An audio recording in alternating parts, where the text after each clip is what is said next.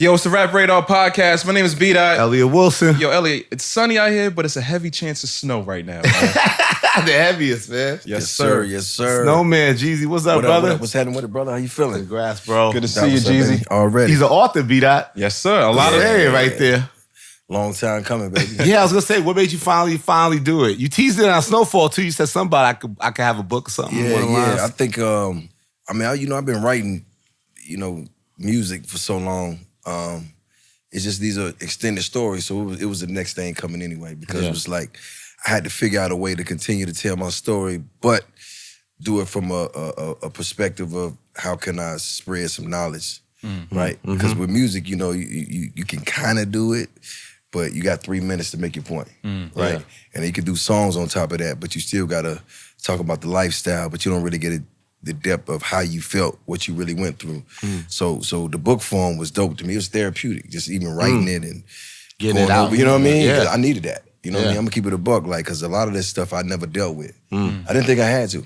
Until, because the first 25 years of my life was a blur, right? Because I put that behind me. And then when I got into the music I had to kind of put that behind me because there's so much stuff happening in that. Hello. And then when I got into my, my phase where I'm at now, it's just like a lot of those things just start compounding. And I started to see like it was a lot of situations I would be in where in the past where people thought that I was like, just standoffish. Right, standoffish or over thugging. All that was coming from, you know what I'm saying? What I had put in the back of my mind, it was like, okay, I'm not gonna deal with it. But I didn't realize that, this stuff comes back up. So just writing it, it just helped me understand, like, okay, yeah, this did happen. You went through it.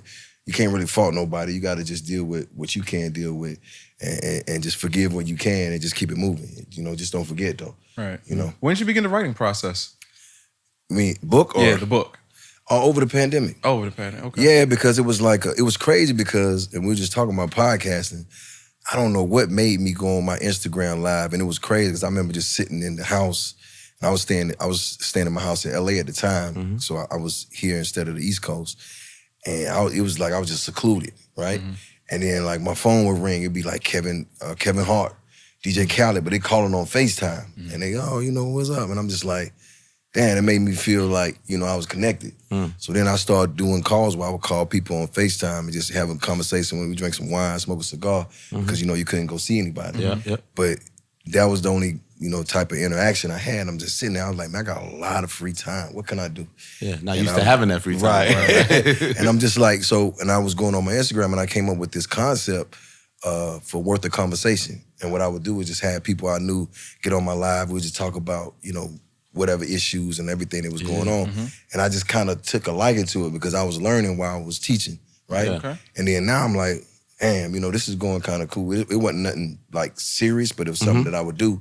But I'm like, I need to do something real. Like, what can I do right now? And that's when I kind of just put all my energy on, man, it's probably a great time to start writing this book. I know you're super proud of the title, Adversity for Sale. Yeah. What does that signify to you, the title? Because I feel like that's what a true entrepreneur, a true hustler, he knows there's gonna be more pitfalls than it is trophies all day, right? And I just feel like I've always learned from hearing about how somebody else lost, right? If I'm gonna interview a billionaire, I wanna know, or if I'm gonna have a conversation, I don't wanna know how you got it, I wanna know how you kept it. What happened in between that you, what kind of adversity did you have? Was it family? Was it your kids having this type of money? And you don't want to, give your kids too much because you know how that goes when you overdo, then, your kids get on drugs and all. Like, what is it that you went through, right? And then I can start to understand when I get to that space, things that I need to be sharp about, right? Or be proactive about. And for me, that's what it meant to ask somebody how they made it. Because I don't want to know your success, I want to know your losses. That's why Adversity for Sale was so, because that's them the gems.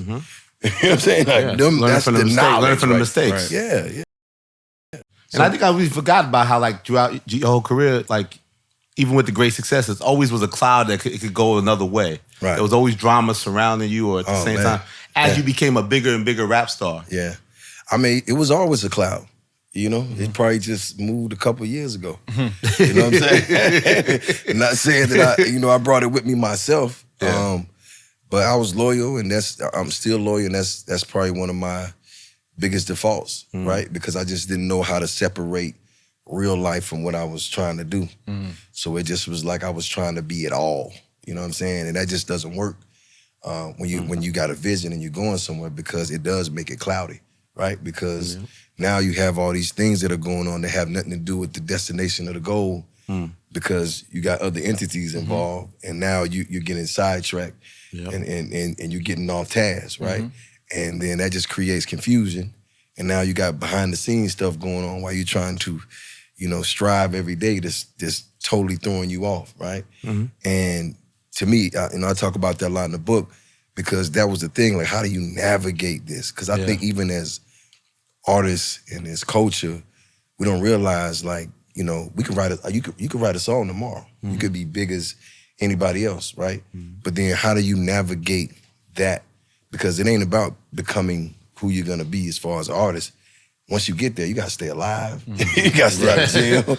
You gotta watch your taxes. You gotta watch your lawyers. Like, it's so much, you know what I'm saying? And if you're not, the damn record label. Right, dealing with the record label. And if you're not clear-minded, something's gonna get you. And a lot of these, guys, I love them. So when I see them here one day and going tomorrow, just like, of course I'm numb to it because I've been going through it my whole life, but I'm like, damn, he had a shot. He had a chance.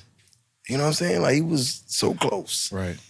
And, and I'm hoping, and the book ain't just for people that are into, our culture or just the music. It's life. It's like, however this applies to you. Right. Right? What can you get out of it? And the thing is, I learned a lot through books.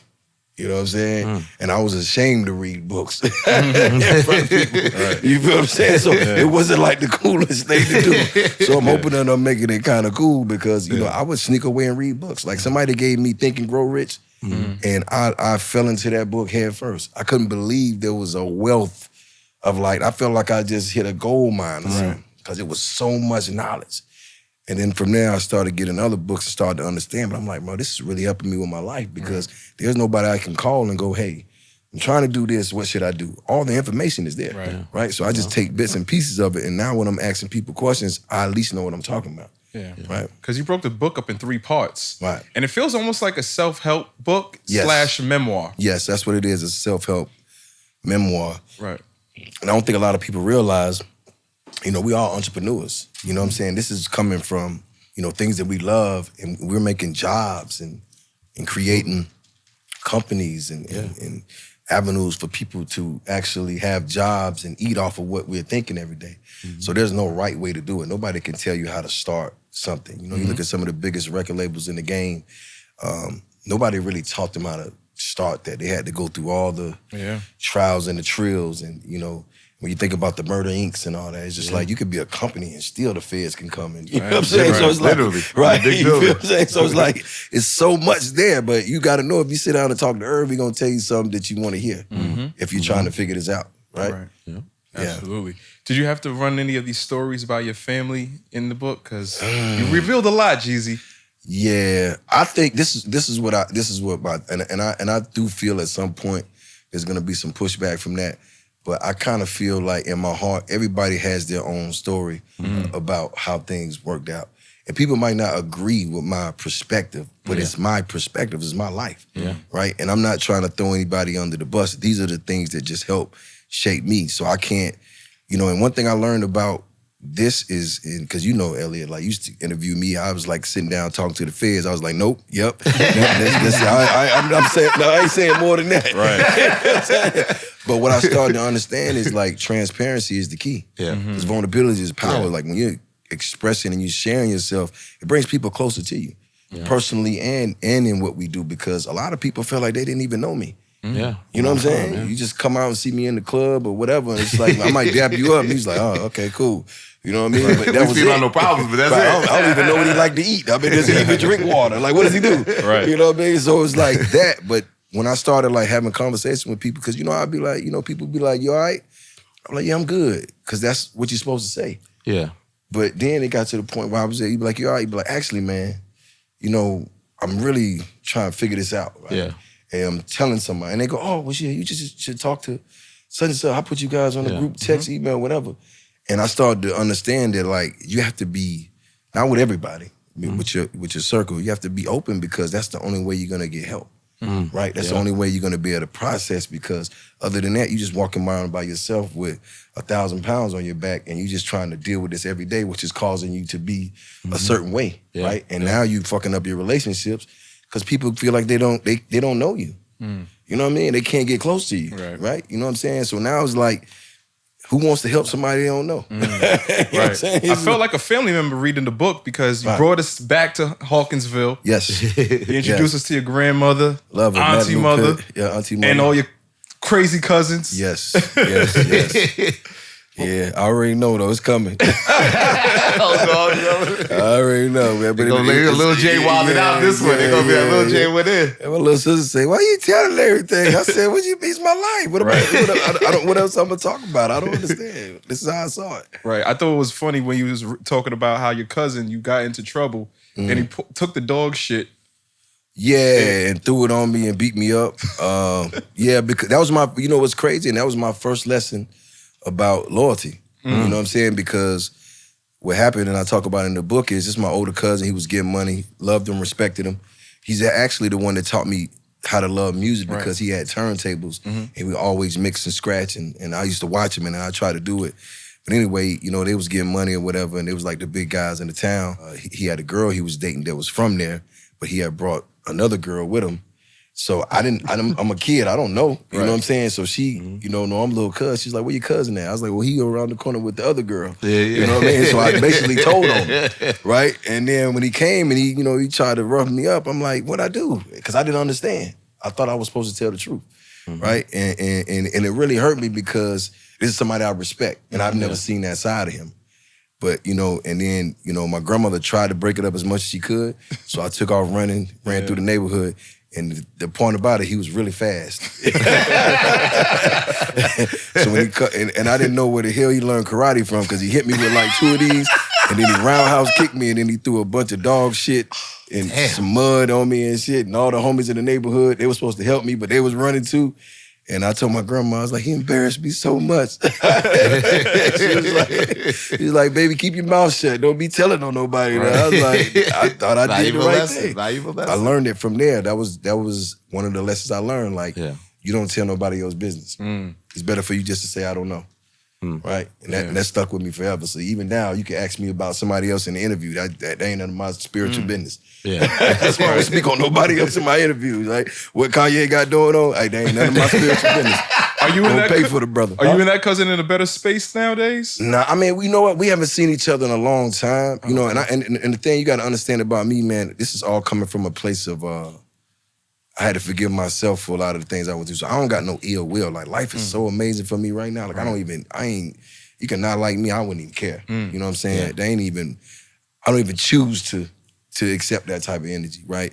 But life takes you through so many twists and turns that sometimes you're not able to connect and have those conversations to see where you at with it. So I don't even know where we at. You know what I'm saying? All I just know, he just beat my ass. And he ain't apologize. And I was, just so we clear now, it wasn't like I was 13 and that, because you know that'd have been a problem. I was like 7, 8. Just so we clear, he was about 30. So I want to put that out there. But on the music front, I like how you're very clear. Like, you know, we're the generation now where people think, oh, they're just going to get on, make a big record and be in the mix. You speak a lot about, you know, not being good yet as a rapper and improving and going through this long process to kind of develop your sound, your voice. You had a different type of style. And I always tell people a lot of times in hip hop, they think it's going to be some guy and ends up being another one. Like, I feel like they thought it was going to be Jody Breeze. It was Young Jeezy. You know what I'm saying? So can you speak to that a little bit? But like, I think it's... What were you so determined? Why were you so determined to... Okay, well, this was separated. Like, I don't know why they were doing music, but I was doing music because I didn't want to go to prison. And that was like knocking at my doorstep. And I definitely didn't want to get caught up in what was happening with my homies, because I was losing homies left and right. They was getting killed. The feds were picking people up. So for me, it was like now or never, and put everything you got into this. And it wasn't like I was the best. I just knew that my stories was real, and I knew how to articulate them in a way that resonated with people, right? Because it felt like something. It wasn't just something you listened to. And that was a lot that I learned from Pac. Because when Pac was making music, the difference between everything that was on Death Row was I felt him. I love Snoop. You know, Doggy Style is one of the best albums ever, but you listen to Machiavelli All Eyes on Me, like Me Against the World, like it's rebellious music. It's like, you're not gonna hold me down. You're not gonna stop me from learning. Soul in it. Yeah, and that was like the draw for me, because it was like, I'm just gonna give them everything I got. And by the way, the reason why I was giving them everything is I just wanted to be heard. So look at it like this. I'm thinking, if I can give them the best of all of me, even if I was to get indicted, or even if something was to happen to me, this will be here. The music will live. I won't be forgotten. Yeah, the right? music will live. So much so that I remember one time I was going to New York. This was between TN 101 and The Inspiration. And I was working on The Inspiration. Second album. And the lady who was working for me at the time was supposed to come to New York too, right? And this is before I knew about backing your drives up. And me and her got into the biggest argument at the airport, like when we landed in New York, because I was like, yo, you had to drive on the plane with me? What if the plane went down? Nobody's ever going to hear the music. I'm driving the music. Yeah, the drive on the plane. So if the drive and the artists go down together, nobody's going to hear the inspiration. Right. And that's how serious I was about it. Because I just wanted to be heard. And that was, and to me, like that was the fulfillment, because I knew I wasn't a rapper. Like, I wasn't rapping rhymes, but I just knew how much I understood music and how much music helped me live and how much I learned from music. Because when people just listen to it and bob their head, like, I heard the message. Right. I heard the sermon. You know what I'm saying? I rewind it back, and what'd he say? Okay, how does that apply to me? Right? Even when I started hustling, it was like, Master P and Baby didn't know it, but shit, they was the one helping me work it out. You know what I'm saying? Because I was taking what they were saying and applying it to what I was doing. Right? And that's how I knew how far to visualize that I can go, because where I was coming from, the cap was so low, right? The ceiling. But listening to those guys, it was like the sky was the limit, because the things they were talking about, I was like, yo, I want that. I can get that. I had 2-3 Rolexes back then. I'm 17, 18. I had 3-4 Lexuses and Benzes and BMWs. Like, but in my mind, the people where I was coming from didn't see that type of stuff because they didn't have access. So the only way I had access to it was through the music. So that's why I believed it to be true and to know that this is something that I can do. Because if I'm watching Juvenile them on TV, they in the hood in a Ferrari, I'm like, shh, that's got to be me next, right? But in the book, you said the first songs you wrote, thousands of them were trash, right? Oh, 1,000%. But to Elliot's point, like, how did you get better as a songwriter? I got desperate because I was spending all my money, right? Because I already was trying to be a CEO. That didn't work. Some of my artists went to prison.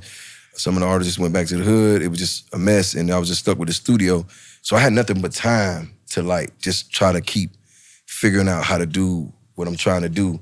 And it wasn't until, again, that transparency came that I found myself. Because I was just like, why am I trying to be somebody that I'm not? You know what I'm saying? Why am I talking about things and trying to put words together to sound like I'm so talented when we all know that's not the case?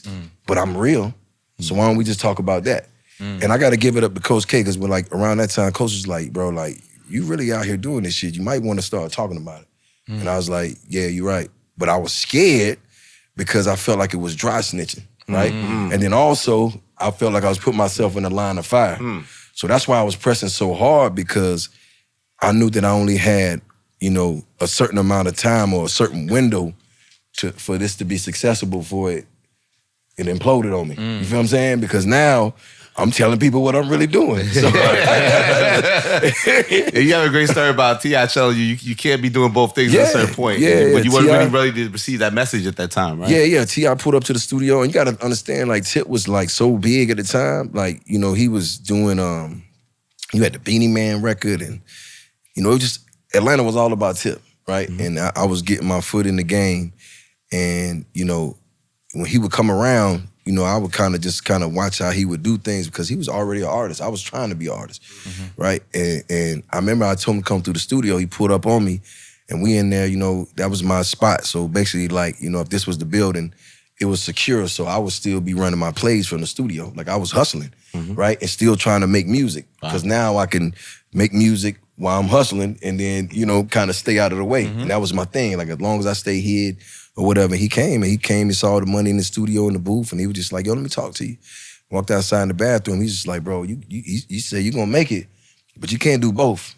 right? And what you were saying about me being kind of resistant to that, in my mind, you know, because I'm still a street guy, I'm thinking he trying to trick me out of making the plays so he can make the plays. Right. Yeah, you competition. Right. And once I realized that wasn't the truth, I thought about it. I was having a bunch of nightmares at the time, like real serious nightmares. Like I was really stressing, bro. Like I was drinking, I was smoking, I was like 60 pounds overweight. I was just like, I was depressed and didn't know it. And I had this flip phone, like the Nextel chirp, and I just remember waking up one day just full of sweat, and I was just like, man, I got to do something. And I went cold turkey, so I threw the phone away. So by me throwing the phone away, I couldn't contact the people who owed me money. So I basically left my money in the streets that people owed me, and they still owe me to this day. So if I ever go down, you know what I'm saying? You know, I still got some legends somewhere. I know who the hell's going on. And I left the money in the streets because that was the only, because I felt like if I got it, I would continue to do what I do. Absolutely. Right? So I went cold turkey, and it was the hardest decision I ever made in my life, man, because I'm gonna be honest, like I was so scared. Like when I say scared, it's like, cause I'm taking care of my mama, my sister, I'm putting my sister through school, I'm taking care of my family, I'm taking care of my bills, I got a whole crew of people that depend on me. And now I'm basically saying I'm gonna go chase this dream that we all just know that it's like a 0.5% chance that you might make it, right? And even if you do make it, how you gonna sustain that? Because now I'm not even an artist, so I'm really like, how do I keep writing records? And I don't think people understood that the reason why my albums were so spread out is I had to go live and then talk about what I was living. I couldn't just go in the studio and write. I had to have inspiration. So that's what, you know, took so long with the records, which was better for me because every step of life I would learn something and I would put it in the music. And that's what happened around the recession. I started to learn more about what was going on in the world. And you're talking about a person who didn't know what day it was. I'm not saying day of the week. I'm saying day of the month. You know what I'm saying? I could be walking around, it could be September, I wouldn't even know. Because I was just living. Like I didn't care. Like I just, as long as I get up, I gotta do what I gotta do. I didn't keep up with anything that was going on in the world. Like I didn't know anything. I just knew what was going on in my bubble, what was going on in the streets and what I needed to watch out for and who was getting picked up and who was getting let out. And that's all that mattered to me because I was just like really trying to keep up with it because I didn't want to get caught up. You see what I'm saying?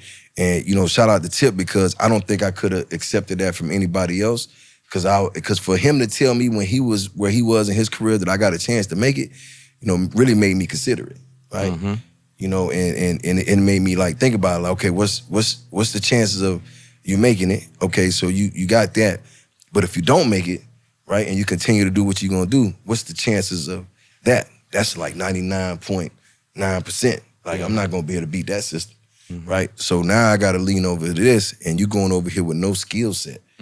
Like you don't know how to make records. You don't, you know what I mean? You don't got no producers. You know what I mean? I had a few people that was around, but God willing, like I just looked up on like the Justice League and Don Cannon and Shawty Red and all these people. They just came at one time, and it was just like, I had everything I needed. And now it was time for me to go to work. Yeah, I forgot Shorty Red had made that Drum Left Right record. I didn't know till I forgot about that. That was he was on fire. Yeah, Shorty was on fire. I can't cap. No, he was the guy. It's funny because in the book you overemphasize, you said street money is short money no matter how much you're bringing in. Right. So I took that away. I was like, okay, you really went cold turkey and decided to invest in your craft. Yeah. But I was gonna say, but something I also found that was noteworthy is like how much you spent investing in that craft. No, I spent millions, bro. Like how much, like before your debut, how much you think that you invested into yourself? Probably spent about 3.5, 4 million. Fuck. But look at it. But can you speak to that? You know what I'm saying? It was like the best $4 million I ever spent. But it was that or prison, baby. But can you speak to that part of the grind? Because a lot of rappers, you know, they just think investing? Investing in themselves with the money and spending to Well, make this money. is the thing. And again,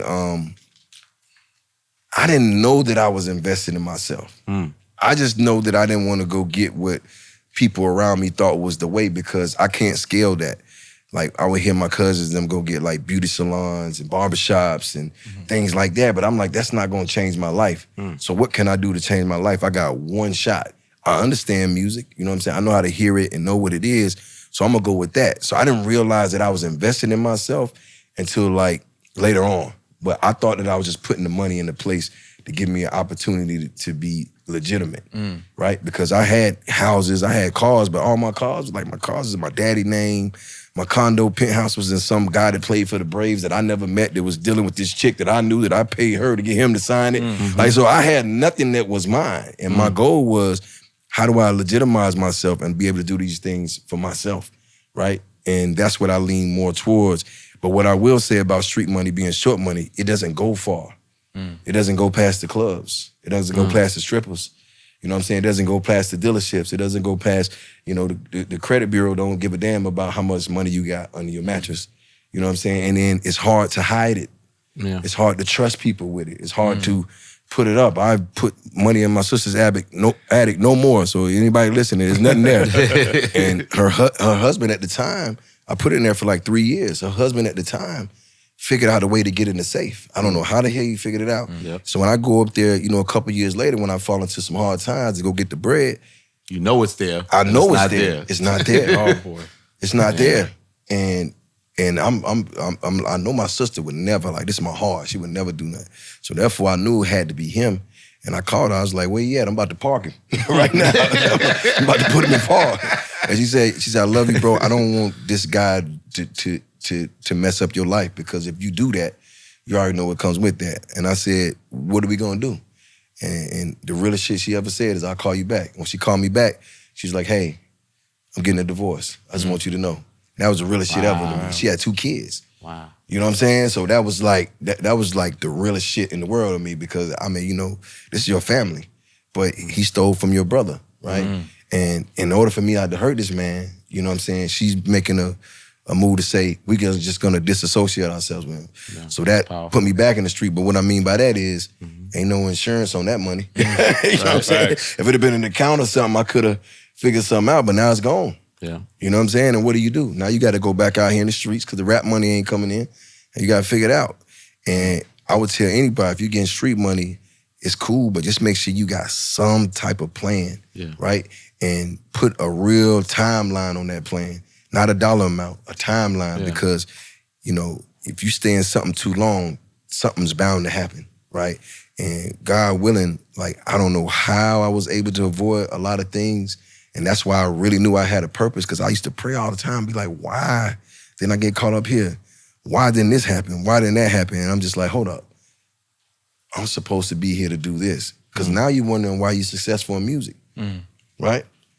You know you wasn't rapping before, you know what I'm saying? But now you got something to say, and you sitting back and you going, damn, I gotta take this serious. Like, I'm in a position of leadership. This is real. Right. And which is why I started to turn the wheel on my message, because all I knew was where I came from and the struggle and the gangsters, you know, and all that.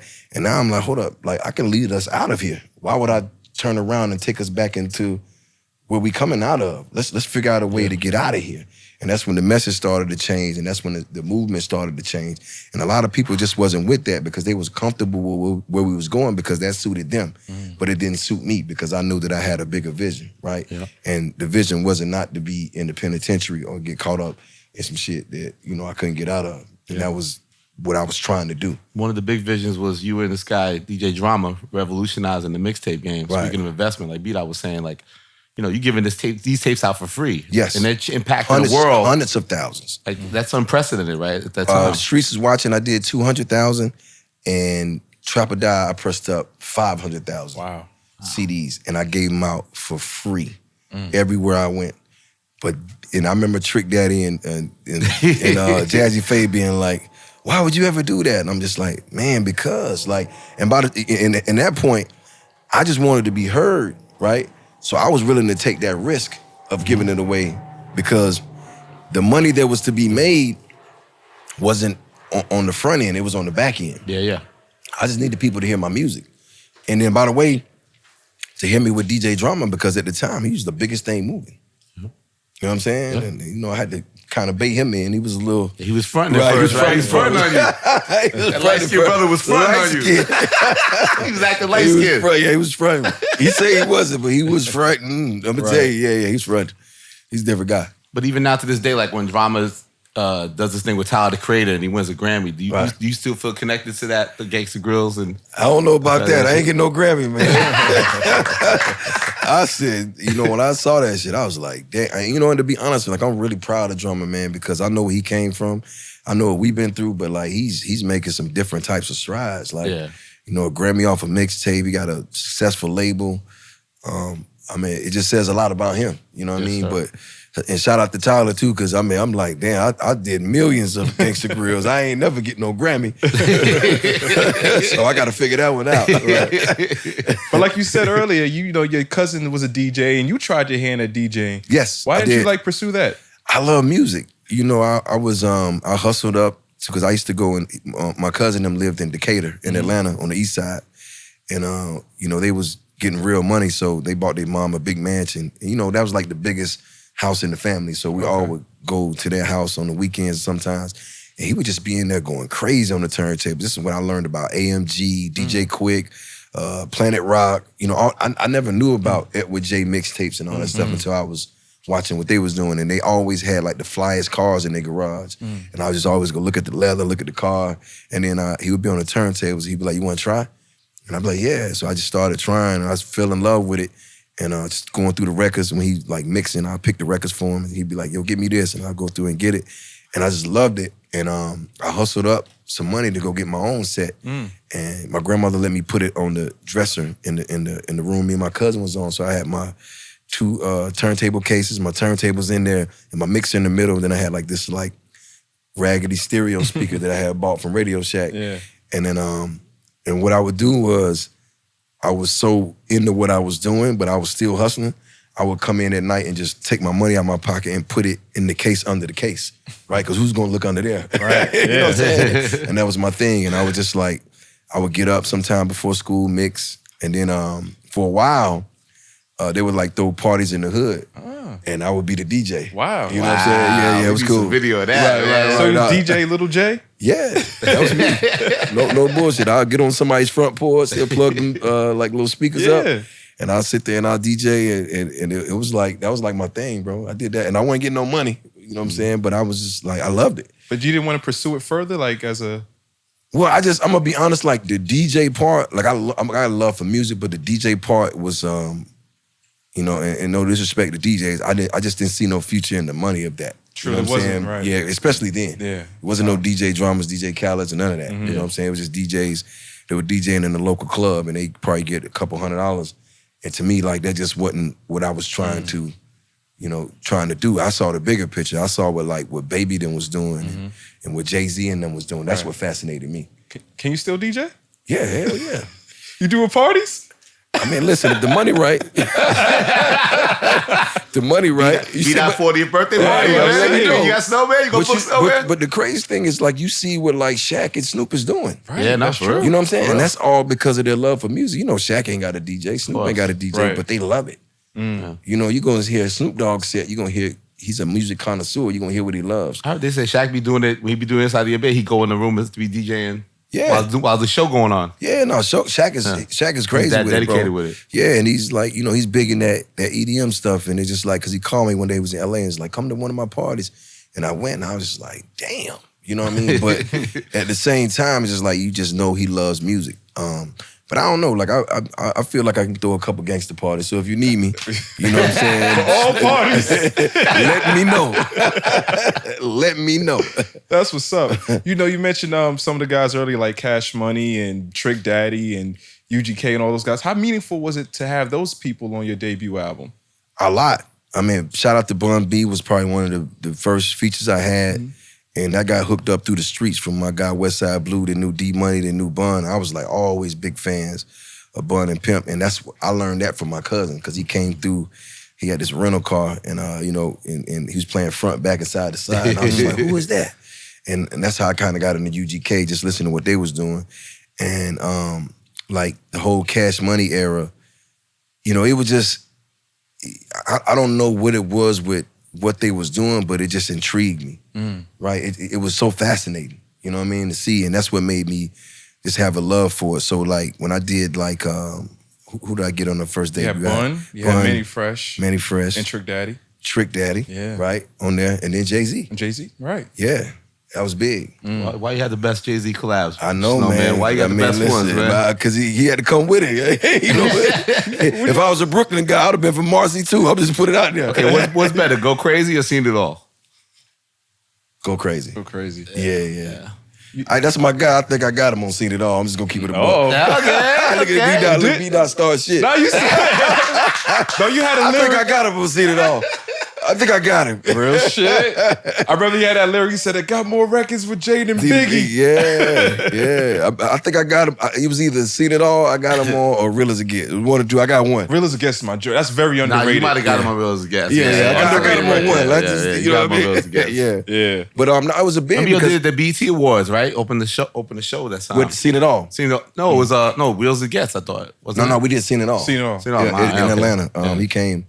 And then the thing was like, I was listening to Jay when I was listening to Ain't No Nigga and all that shit where I was like bagging up and getting money. So it was so far fetched to think that you would be in a position to even do records with them. And it's like I grew up listening to Lil Wayne. You know what I'm saying? Like, so it was just so far fetched.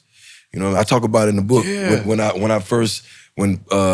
Boo and Gotti first brought me around Baby. I ran to the crib, got my Porsche. You know what I mean? Threw my fake platinum grill in. I threw all my diamonds on, you know what I mean? I came to the studio and I'm like, this is my chance. And as soon as I started talking to this nigga Baby, my grill fell out. Oh, man. It's like, he looked like, who the fuck is this clown y'all got here? Right? But then, there's something I didn't know. I was surprised to learn that Lil Wayne inspired your name. Yes. Yeah, I didn't know that either. Yeah. You seemed like you would be, but it wasn't obvious to us at all. Well, it was their whole movement because, when they had like BG, they call him BGeezy. They did call him BGeezy. Wayne, they call him Weezy. And it was like a thing that was going on at the time. And I was just like, and people used to kind of call me that back in the day because my voice was so raspy in school. So I was just like, I'm just going to go with this. And then I remember calling my man. I was like, because Lil J was like what my grandmother called me, right? So that was the only nickname I really had in the neighborhood. And all my homies used to call me Dog. I don't know where that came from. And then down in Lauderdale, because I was down in Lauderdale hustling, they used to call me Bling. Because I used to be the guy coming down with the diamonds and the cars, and that's just what they knew me by, because I didn't want them to know my real name, just in case. You know what I'm saying? So that was my street name. When I told my guy, I was like, it's gonna be Young Jeezy. He was like, yeah, I like that.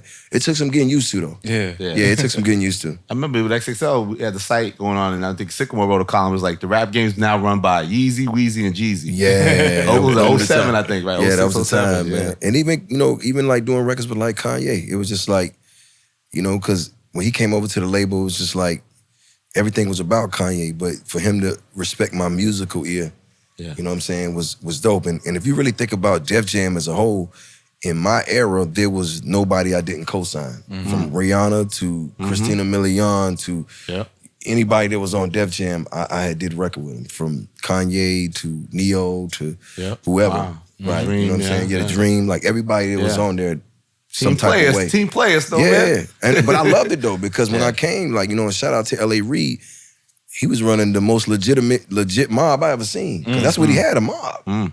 He had all these different entities out doing their thing, but he was able to get us to come together and like stand as a front, right? And to keep each other hot. You know what I mean? And I think that's what the game is missing now, because when you have that, you're able to build, because you're able to keep, if my stuff is slowing down, me hopping on a song, Rihanna's gonna help me. Yeah. You know what I'm saying? If Kanye is slowing down, him coming to do Put On With Me is gonna help. And he just ran it like that. And one thing about L.A. Reid, I'm gonna go ahead and put it out there, he paid his superstars like superstars. Yeah.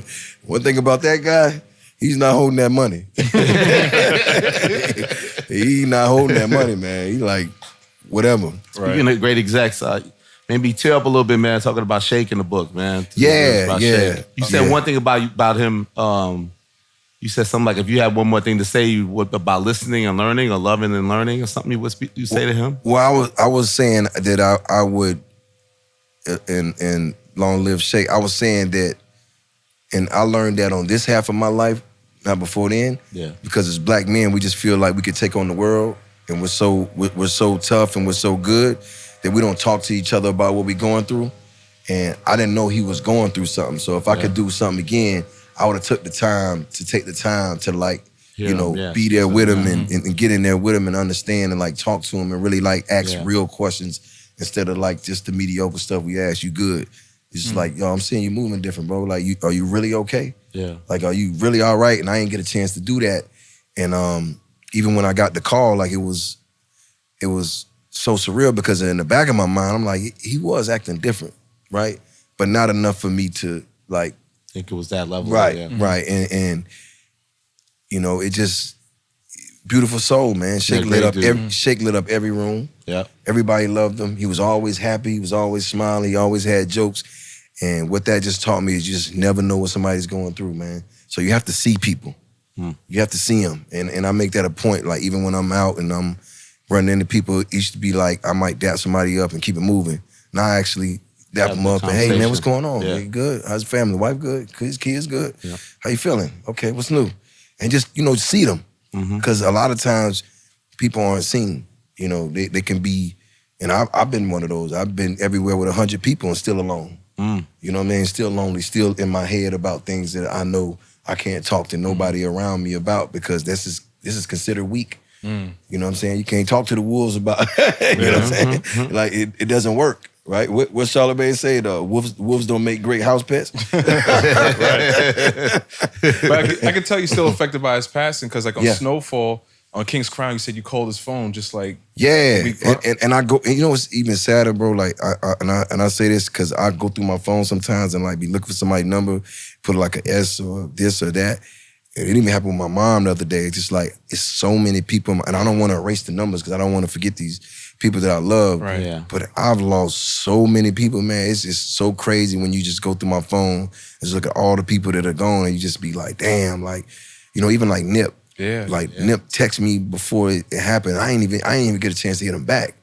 You know what I'm saying? Like it just sometimes you gotta slow down and take time to take care of people, man. Yeah. It just can't be all about you and what you got going on. And I promised myself every album or anything musically I do, from that point on, that Shake would be the executive producer of it. You know what I'm saying? Because he changed my life. He saved my life. He was the one that convinced L.A. Reid and them to sign me.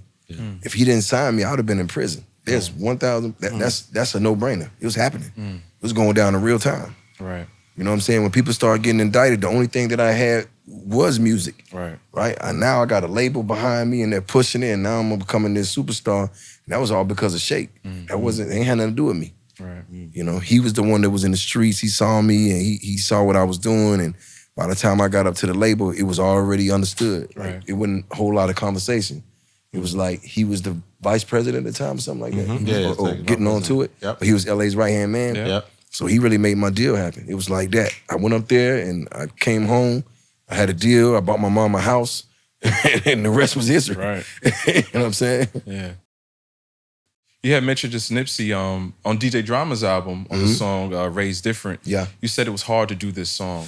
Yeah. That's a great verse. Yeah. It's really one of the best verses this year. Yeah. I kind of felt like I just don't want to normalize just having to praise our brothers from the other side. You know what I'm saying? Because all these guys are good guys, man. Nipsey, Dobie, Vaughn, Takeoff. I mean, especially him. He wasn't. It just. Yeah. You just like, damn, like so young, too soon, and I would rather be talking to Nip than doing a record and him not being here no more. You feel what I'm saying? Same thing like with Bankroll Fresh. It's like I'd rather have that conversation than the record, and it was like. I remember when I did that record, was the same day they was burying Takeoff. And that's why I said that on the record. I'm like, yo, they buried Takeoff today. Let me pay my respect. You know what I'm saying? And the crazy thing is, I know that people had to pick sides when everything was going on. So it was one point where I was really kind of cool with them.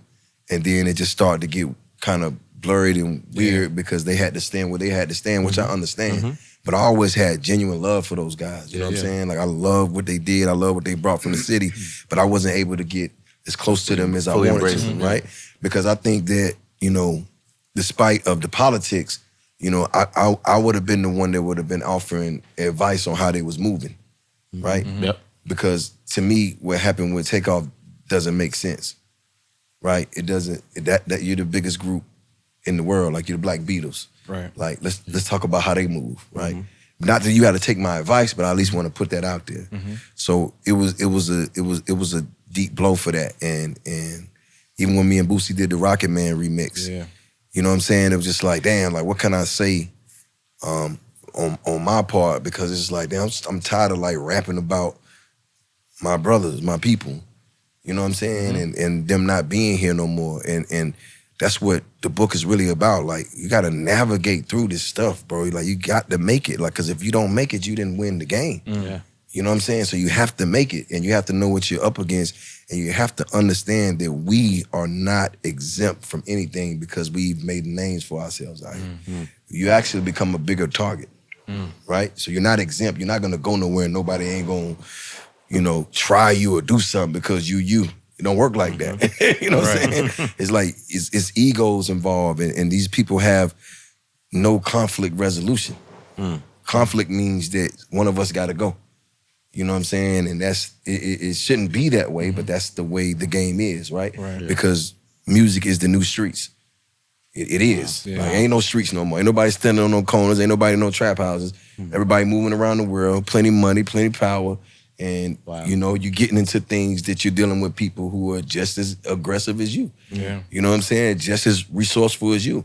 And that's when you get the egos gliding, because there's a lot of power. It's almost like Barack going to somebody else's country and them getting into a, verbal altercation. It got to have some type of understanding to it that you can have a conversation without it coming to a, right? You know what I'm saying? To a head. No, absolutely. And, when I just see him, and the same thing when I think about Nip, I'm like, man, like, Nip was a good dude, man. Yeah, man. And I remember that. I was home in L.A. when that happened.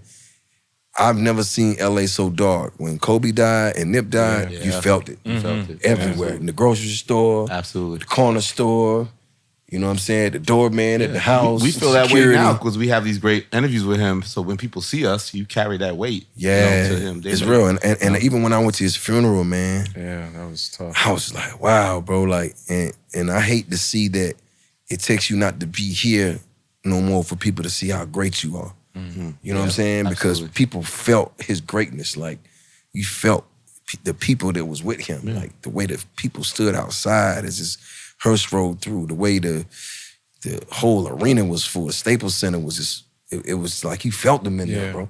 You know what I'm saying? And it's just like, I don't know, my God, he got Stevie Wonder to come out and sing at his funeral. Like, that's legendary. You know what I'm saying? But I hate it has to happen that way. Yeah. You feel me? Yeah, it was absolutely. sobering in the book when you said, like, when you watched the Air Force One's video, Air Force, video, you said that most of the people in the video are dead. Yeah, or was incarcerated at the time. Yeah.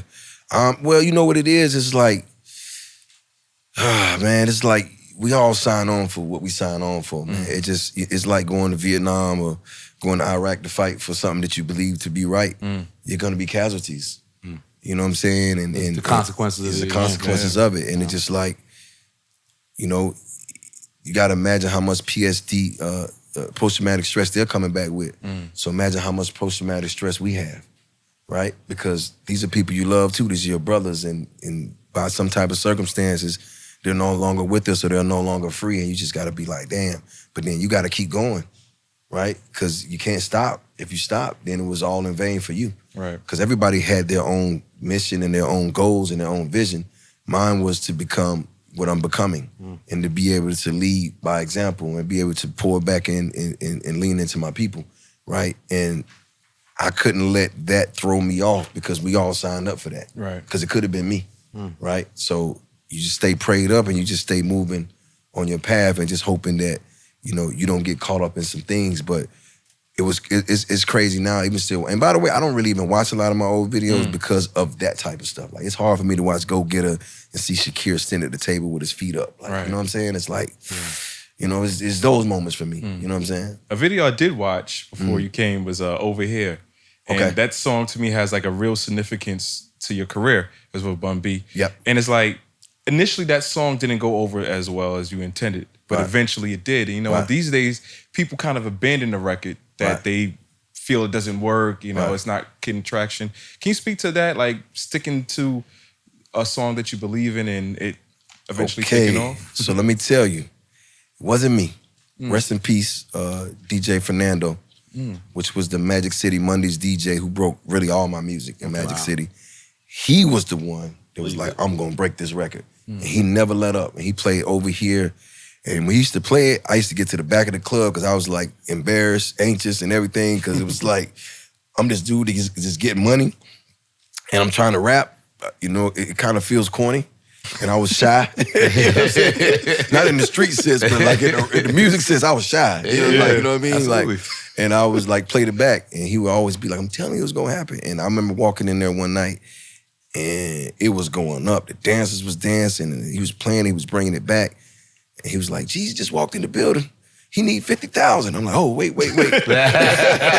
So they brought me 50,000. I throw the money and mess it all up. And then that was our thing. I was just coming to the club, be like, Jeezy's here, he need 80,000. I'm like, 50. You know what I'm saying? and that was our thing. We just go spend, you know, I just go in there and spend 10, 20, 30, 40, $50,000 every time I popped in. And that was like the marketing. And he believed in it. He kept pressing the record until it just worked. And when one thing about Atlanta, if it worked in Magic City, it's gonna work everywhere. And he did that. Like I didn't know how to break a record. I just knew how to make the tapes. But he was the one that was focusing on the record. But what I will say is, if you believe in something, you know what I'm saying, you just gotta try it every different way until you exhaust all avenues. Because if you walk away from it, you could be, you know, 1 week away from having a hit.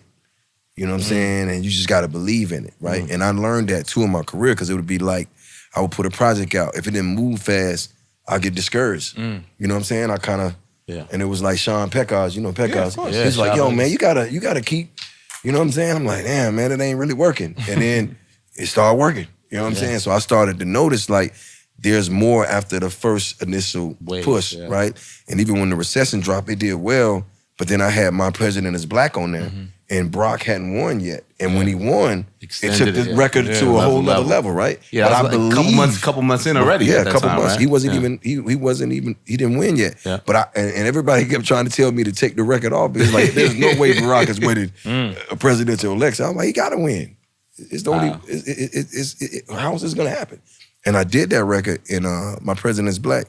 And when he won, I'd never forget it. Because I had Nas on the record. Then your man hit me. Hove. He's like, yo, you gonna do with that? I'm like, remix, baby, let's go.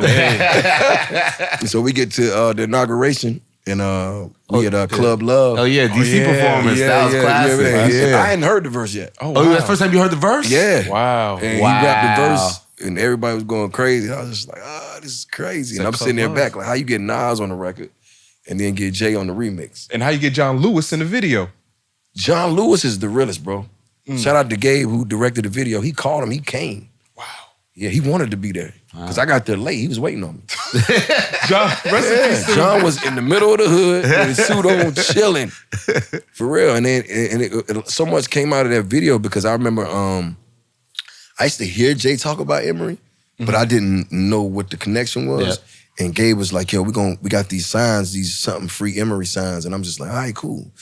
And I remember he put the signs in the video, and this is right before Emory got home, and which was crazy because I was like, yeah, go ahead and do it. And then when Emory ended up getting out, we ended up connecting, and I just was like, oh shit. And we ended up being really cool based on the fact that I showed him some love there, right? Yeah. And which really made me respect Jay's movement more because now I'm talking to somebody who was actually a casualty. This really basically saying, oh yeah, all that happened. So he's basically putting the credibility where we don't see it. So now I'm understanding and going like, oh, you guys had a real thing going on and you're really a solid guy. You left, you came back, you ain't said nothing crazy about this man. Everybody ain't like that. Right? You feel what I'm saying? So that made me respect their movement more. And then just to see the people that came out to that video, like to see how excited they was and how celebratory they was, it was just like, it was magic, baby. And, shout out to Boo Thurman. He came out there because, you know, I was like, as black as my nigga, Boo. Stick his head out. You know, this September actually marks the 15th anniversary of the Recession. Oh, really? Yeah. Yeah, I ain't know it's been that long. Classic album. Yeah. To me, my best body of work. I I would agree. Yeah, my best body of work. I mean, because of the effort that I put into it, and it's also the time of the shift in my life, because that's when I was like, the growth. you know, I was overweight. I wasn't drinking water. I wasn't doing like something just snapped in me around that time. You told me one time you was just eating sushi, right? You Yeah. just ate sushi. That's all you would eat. That's it. And I started, you know, drinking water and taking care of myself and getting rest. And I dropped like 60 pounds on my own. I started running and doing all this stuff. I just felt better. And that's when I was going in to write the Recession. I just was in such a good space because before then, between Trap or Die and up into the Recession, I was going through a lot of survivor's remorse and I was real depressed. And I didn't know the word for depression then. You know what I'm saying? I was real anxious, real paranoid. And I just had so many things going on with me, so I wasn't clear on what I was doing. The Recession was the first time I was clear on, I'm going in to write this project. I'm going to do some research. I'm going to understand it. I know what I want the album to cover look like. I know what I want the sound to sound like. I want harmonies. I want this. I want Midnight Black beats. I want Drummer Boy beats. Like, I knew all that going in. And the minute I was done, because it only took me like about 4 weeks to do it, when the minute I was done, I knew I was done. I called my man Cool, Boo Rossini. I was like, yo, come up. He was in Houston. He flew up. I played it for him from front to back. He was like, cool, you done? I was like, I know.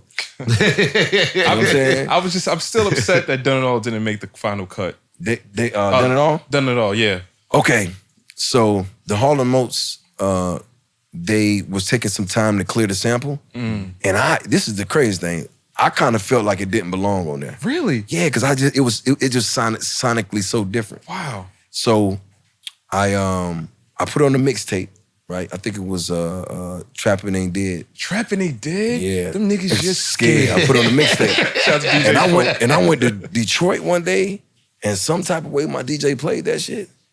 And man, they love you. They love you in Detroit. bro, it was unfucking real. And I was just like, yo, I was like, yo, can we put it on the album? It was like not on the physical, but you can put it on the streaming one. Okay. And I was like, yeah, let's do that. You know what I'm saying? And that's how it got on. And it was because I went to Detroit and I saw it. Because I love the record. Shout out to Justice League. I love the song, but it didn't sound like a rap song. You know what I'm saying? It didn't sound like what we was doing at the time. It sounded like it was, you know, in its own sandbox. And I was just like, I don't know if it fits and where would we put it? And then when I saw it in Detroit, I was like, man, we got to figure out something. You know what I'm saying? So we put it on the end of the record. And to me, if you ask me what's the best record I ever recorded, I'll tell you it's Done It All. Done It All, wow. Yeah, for sure. To me. Wow. Because I felt every bar in there. I wanted to ask you about your biggest guest appearance, the Shorty Low record.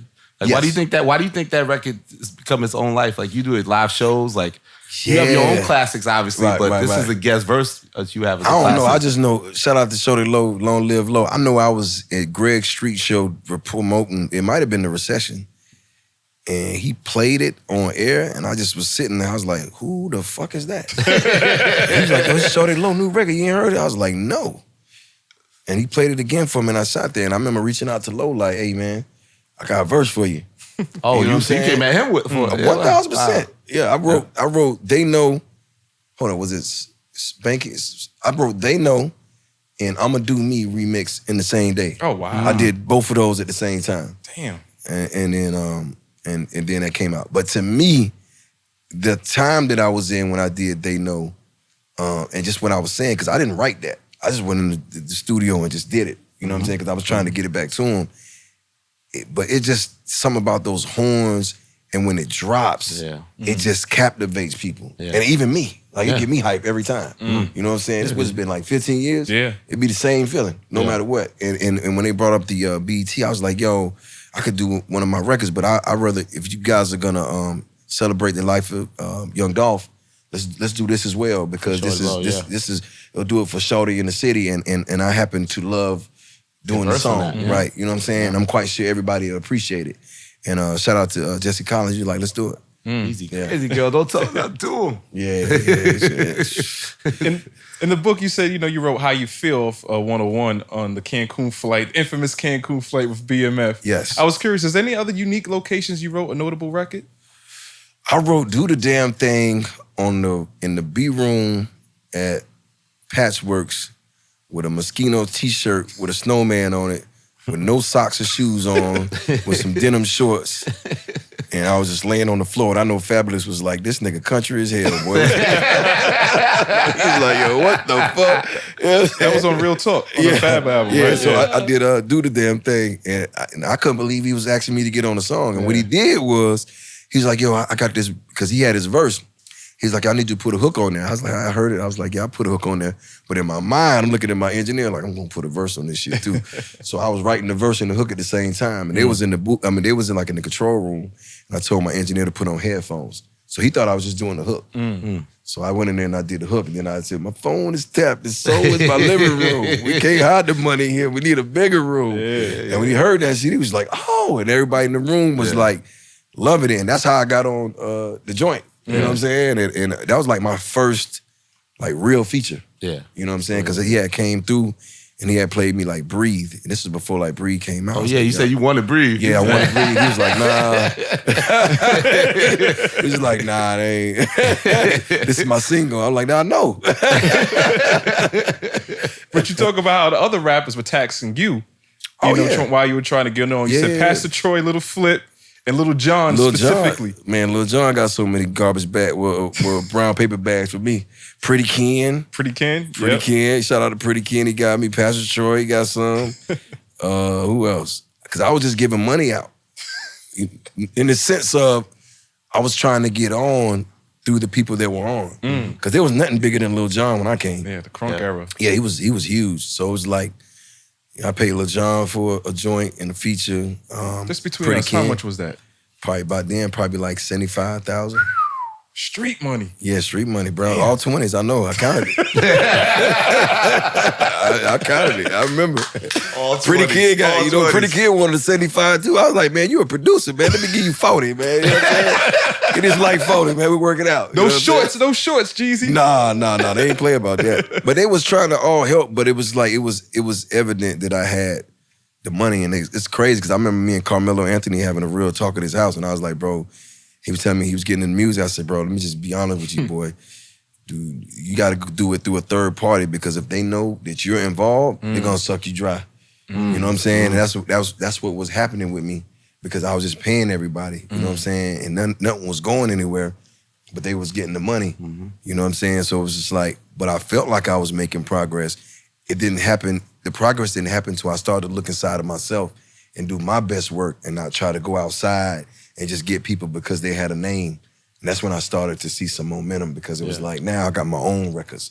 And then how do I market them? Let me go get with djdrama and put, 15 songs that I already got that I paid for, because I was paying like Jazzy Faye and all these guys for beats, right? So now they're my songs. And now I put them out, right? And now they're circulating with drama on them, and you can listen to a whole body of work. Now, the thing was that I was giving them away for free, and that's what everybody had a problem with.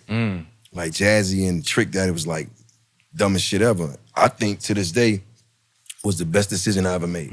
It was unprecedented, really. Yeah, it was the best decision I ever made, bro. Because if I didn't do that, I wouldn't have a base.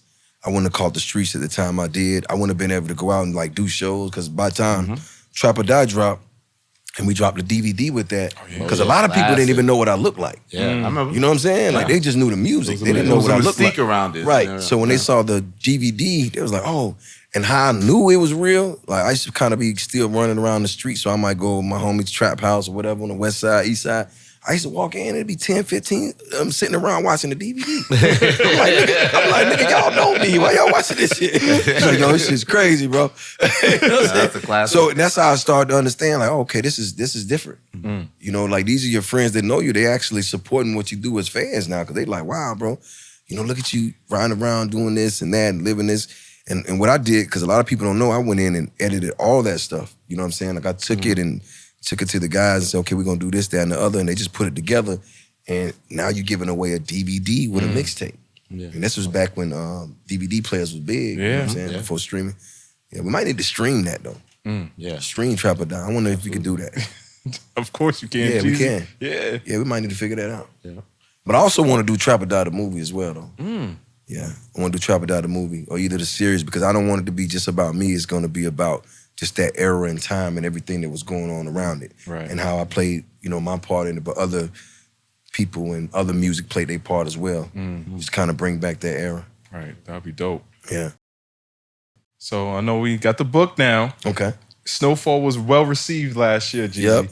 Are we getting some more music in the future? Wow. What's it looking like, It's a Jeezy? great question. I'm calling you first, though. Oh, boy.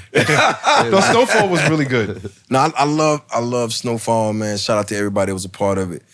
It was probably the first time in a long time I was able to just do something without any expectations. You know what I'm saying? Like, just free. You know what I'm saying? That's why I enjoyed the process so much, because it was like I wasn't trying to get no singles or no revs. Like, this is how I feel. I want to just put these records together. Shout out to Don Cannon, DJdrama, Lake Show, for sure, Superstar Trey, A&R, everybody that was a part of it.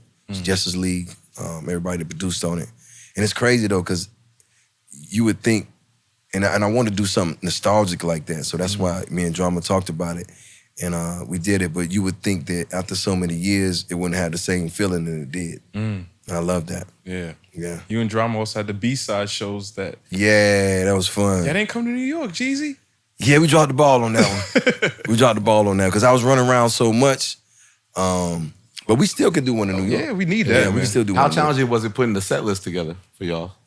It was crazy. Yeah. Like, we sat in, I went over to the studio, we sat in there for hours, and I didn't realize we had that many songs. Wow. Yeah. You know what I'm saying? So it was like, and I still don't think we got it all the way right, because it was like so many songs we didn't do. I was like, damn, we should have did. You know what I mean? And it was just like, I would love to... Didn't you do like 50, 60 songs or something like that, right? Yeah. It was a real show. Yeah. And it was supposed to be a B-side show. You know what I'm saying? Nobody sweats at a B-side show. Everybody's cool, you know what I'm saying? But no, it was real songs and real work. But the thing I loved about it most is like just doing the songs and seeing how people reacted. You know what I'm saying? Because these were songs that I never get a chance to do at my real shows, because they're so like grassroots. You know, just you had to be there to know. So it was good, man. I loved it. I loved it. Is there a song in particular that stands out that you love to perform that you don't get a chance to at a regular show? Definitely Done It All. Done It All, okay. Done It All would be one. Mr. 17.5. That's my favorite Jeezy Yeah, record. Mr. 17.5. Yeah. Because, you know, you can't just do that in like a... Yeah. I was so happy when you put out arena, right? you put out a video for it like 2 years ago. I was like, finally, you put out a 17.5 video. Yeah.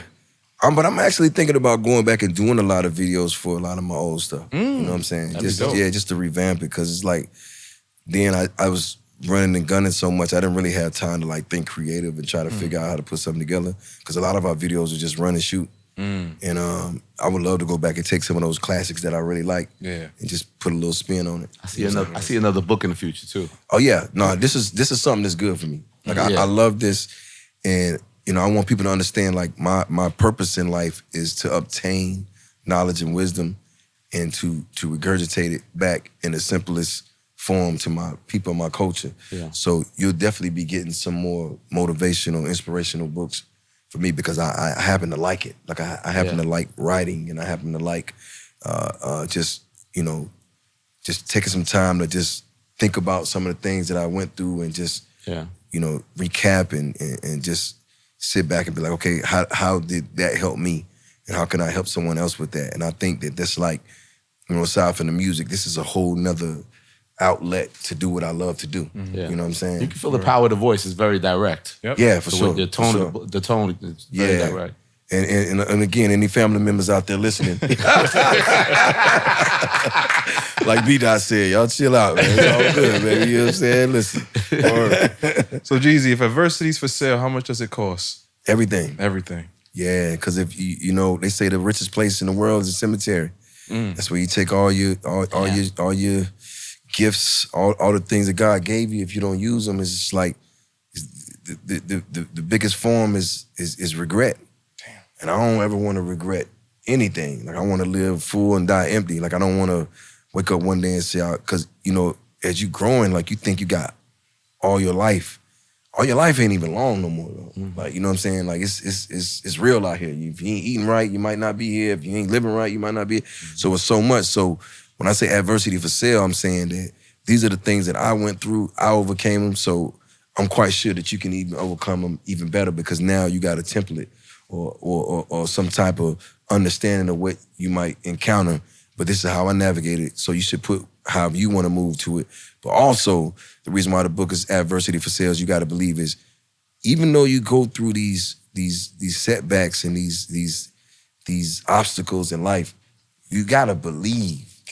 You gotta believe, bro. Like if you don't believe, you already done. It's like walking into a fight. Boxing somebody and you don't believe you gonna win, you already know your ass about to get knocked out. You know what I'm saying? And that's what just with life. Yeah. If you don't walk into life and believe, life is gonna knock you the hell out. It's gonna knock you out. And every time it knocked me out, I got up, dusted myself off, and went full speed ahead. And it's like everything in this book is the truth to my knowledge, and it's there for you to take bits and pieces of it out to help you overcome your adversity. And you can go sell yours. Facts. Yeah. Thank you, Snowman. Thank you, brother. Yeah, I want to shout out to my partner right here. We was at Khaled's golf tournament. I didn't realize how gangster Elliot was. Like, I see this dude talking to you, man. What's up? I said, I like this guy. Well, from BMF to YN. There you go. I love it. Rapradar Podcast. Yes, sir. Yeah.